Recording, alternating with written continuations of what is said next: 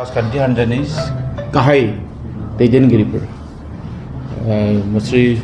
प्रमद बर' सार आरो लोगोसे हाग्रामा महिलारि सार बिथांमोननि बे दैदेनजानाय हान्जा बेखौ जों माबोरैहाय खौसे खालामनो हायो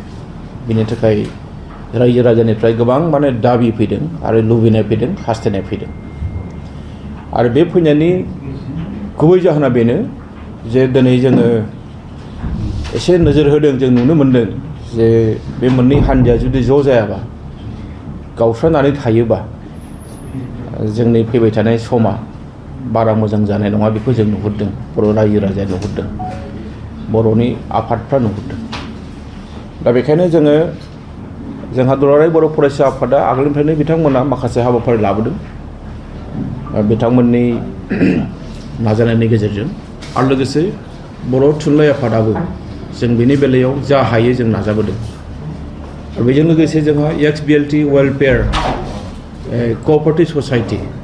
बिथांमोनाबो नाजाबोदों आरो लोगोसे XNDB वेलफेयार एस'सिएशन बिथांमोनाबो नाजाबोदों दा बेखायनो जोङो बे मोनब्रै आफादनि हांख्रायनायाव जोङो थांनाय 13 जुलाइ बे बड'फा हाउसआवनो जोङो मोनसे गासै 16 बर'फोरनि जेनाखि माहारि आफाद बेखौ लानानै जों सावरायदों आरो बेनि उनाव जोङो थांनाय 3 आगस्ट'आव जोङो गुवाहाटीयाव थानाय माने बड'लेण्ड गेस्ट हाउस बेवहाय जोङो 17 आफाद जों जयै बेवहाय सावरायदों आरो बे सावरायनाय लेखा जोङो मोनसे लाइजाम जोङो थांनाय 5 आगस्ट'खालि जोंनि मोननै जेनाखि राजखान्थि दोलो BTC ओनसोल बा BTRनि UPPLनि आरो लोगोसे BPFनि आफादगिरि सारिनोबो बेखौ जों मोनहोदों दा बे मथे जोङो बिथांमोननिफ्राय मोनसे फिननायखौ जों नेदों जोंहा फिननाया मोनसे साइडनिफ्राय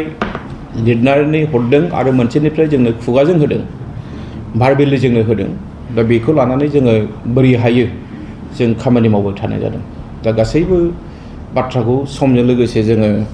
आवगायनो थाखाय जों नाजादों आरो जों मोनसे सम खानानै होदों बिथांमोननो जे 12 आगस्टनि सिगां बिथांमोननि गोसोनि खोथा बिथांमोना मा लुबैदों जुदि बिथांमोना लुबैयोब्ला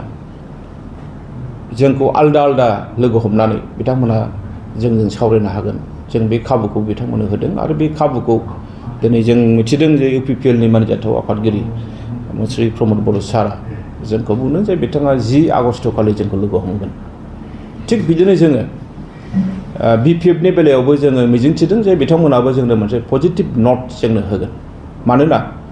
जों दिनै जि मावदों बियो जोङो जास्ट मोनसे माहारि आफाद हिसाबै जों लिंनानै होदों नाथाय बे हास्थायनाया जोंनिल' नङा बे गासैबो हास्थायनाया बर' रायजो राजानि हास्थायनाय BTRआव थानाय गासैबो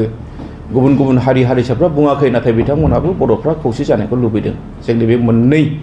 राजखान्थि हान्जाखौ ज' जानायखौ लुबैदों बेयावनो मोनसे बाथ्रा बुंफानो लुबैदों जे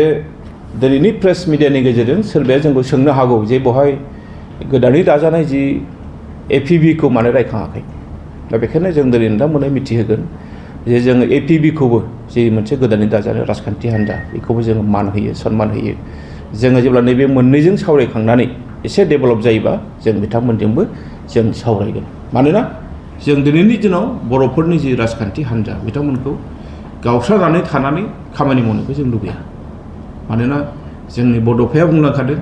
जे जोंनि हारिया खौसे जाबासो खौसे थाब्लासो जों इयुनाव जाफुंसारनो हागोन साबायखर गोजोन्थों